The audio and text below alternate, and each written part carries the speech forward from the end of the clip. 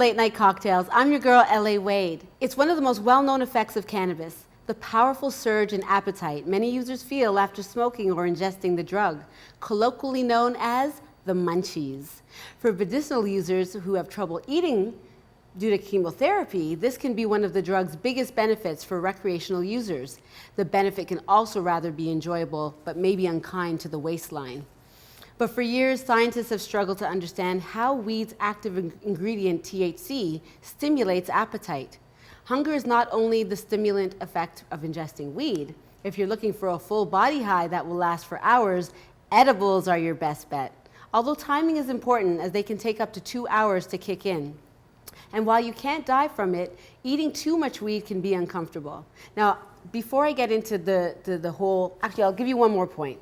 Edibles are a fun way to get high. They taste good, are easily stored, and allow you to dodge the risk of getting caught in a coughing fit, because you know you got to be able to stand up to the mandem.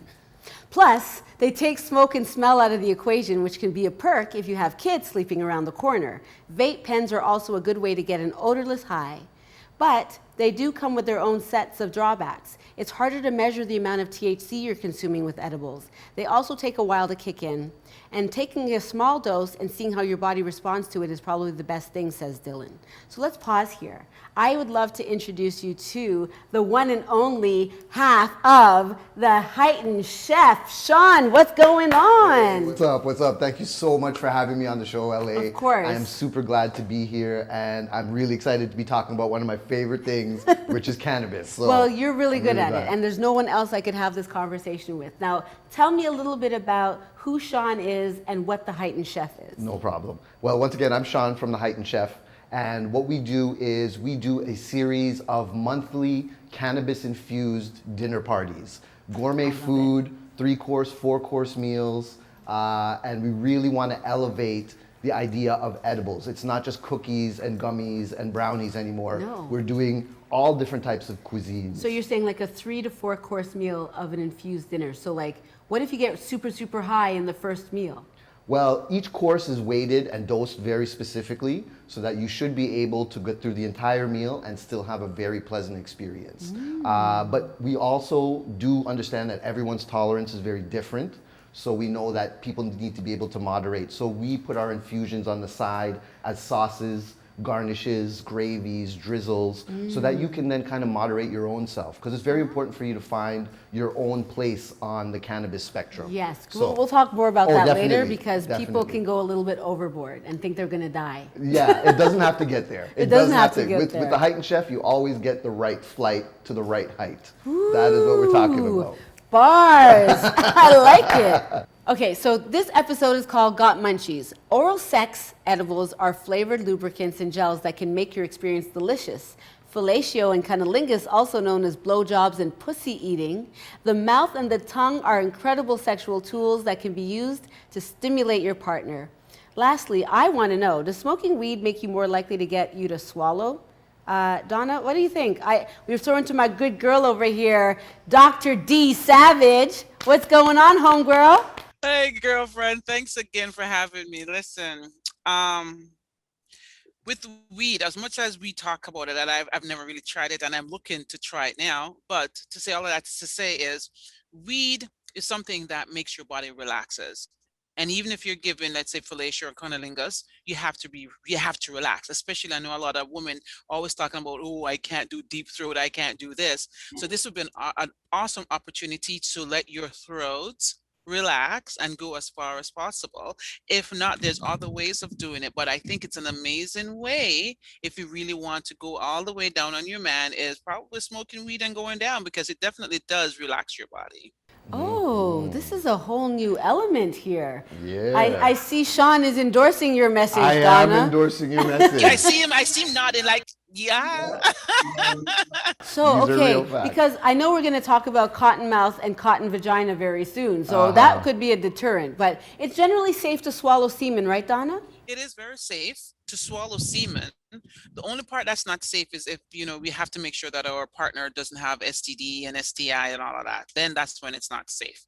Yes, and also people who are allergic, because I've heard that. Or allergic, yes. So Yeah, you have 'cause to know, I you have to know rarely- your tolerance, and you have to do your homework on what is, what your body type is and what you're allergic to and what you're not allergic to. But definitely making sure that your partner doesn't have STIs or STDs. So it is true. So for instance, if you are allergic to semen, this is known as seminal plasma hypersensitivity, because semen is a bodily fluid. It can also carry the sources of STIs. We don't want that. So I ain't swallowing that. People should ensure that they test for STIs before engaging in any form of sexual activity. Pause, please, Donna. Please explain to me how this barrier works when somebody is going down on you or you're going down on someone. What are these barriers that you put up for safe sex during oral sex? We can come up with all these different barriers because everyone is so different, as you know, and we could be spitting it out and saying, you know what, have a conversation, communicate with your partner, go visit your doctors, making sure that he's an A+. But the crazy thing about it, like, we're going to talk about infection just for 2 seconds. There's one particular strain that men don't go and test for, and it's like a lot of times women are saying, I'm always having this BV every time I have sex with a person. When we go to the doctors, there's particular ones that they test for, but if you don't say, you know what, I need to test for this particular strain, it will go untested. Oh, and that's why it's we're very, all very, ears. very What strain is important. that exactly? Where's my pen at? I'm sorry. Yeah, we'll go into details on another time when we do our STI and oral sex. Whew. So just the tip. I'm going to give you just the tip, and this is in regards to dosages now, so I might get into some of the tasting conversation. But for Sean, the recommended dose for edibles is usually 2.5 to 5 milligrams, right? You can always add more or adjust based on your tolerance. For legal limits right now, those are essentially the limits for any type of legal. 2.5, 5, and 10 is the maximum that you're allowed to have in any amount of a package right now. In a package? Yes. Okay, so how do you determine your tolerance level? Well, again, you kind of have to experiment a little bit.